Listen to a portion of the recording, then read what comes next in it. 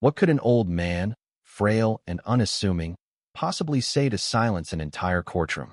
In the small town of Willow Creek, the courthouse stood as a relic of justice, its wooden benches worn smooth by decades of trials. On a crisp autumn morning, the room buzzed with murmurs as Elias Thornton, an old man with a stooped frame and threadbare coat, shuffled to the defendant's stand. His hands trembled, not from fear, but from the weight of years of loss, of whispers behind his back, of a town that had long since written him off as a failure.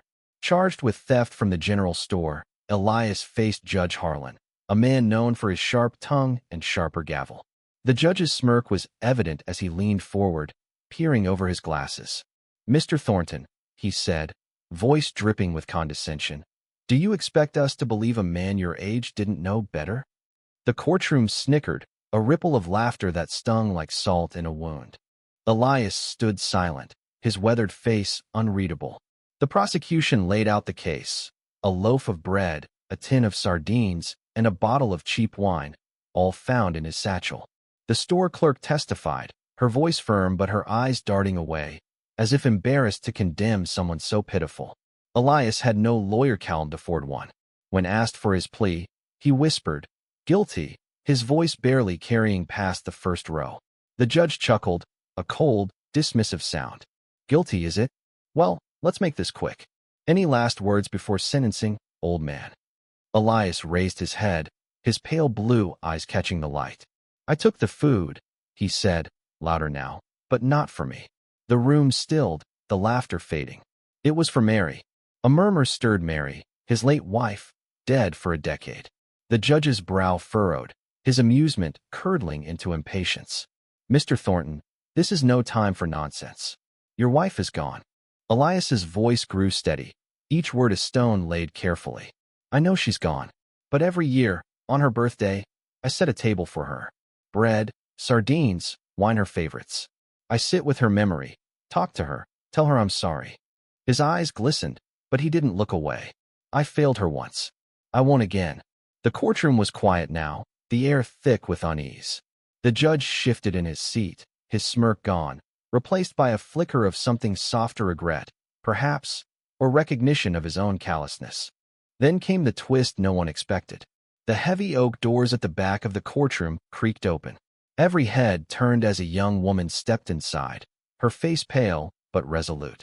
She was a stranger to most, but whispers spread like wildfire. Clara, the Thorntons' estranged daughter, who'd left Willow Creek 20 years ago after a bitter falling out. She carried a small, worn photo frame, her knuckles white around it. "He's not lying," she said, her voice cutting through the silence. "I found the table set when I went to his house last night. The bread, the sardines, the wine, it was all there, just like he said. For her." She held up the frame, a faded picture of Mary, smiling, her eyes kind even in the photograph. The room went silent, a heavy, reverent hush. Judge Harlan's gavel hung still in his hand. Clara's voice broke as she continued, "He's been doing it every year. I didn't know.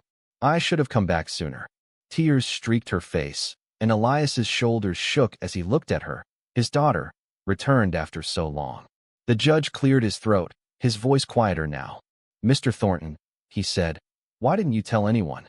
Elias's gaze dropped to his hands. "No one would have believed me."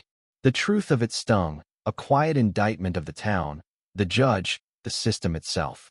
Judge Harlan sat back, his face unreadable. He dismissed the charges, his voice almost a whisper. "Go home, Elias, and take care of her table." As Elias shuffled out, Clara at his side, the courtroom remained silent, each person grappling with their own shame, their own humanity. They'd laughed at an old man's pain, but in that moment, they saw a love that outlasted death, the quiet strength of a broken heart still beating. "Yendi,"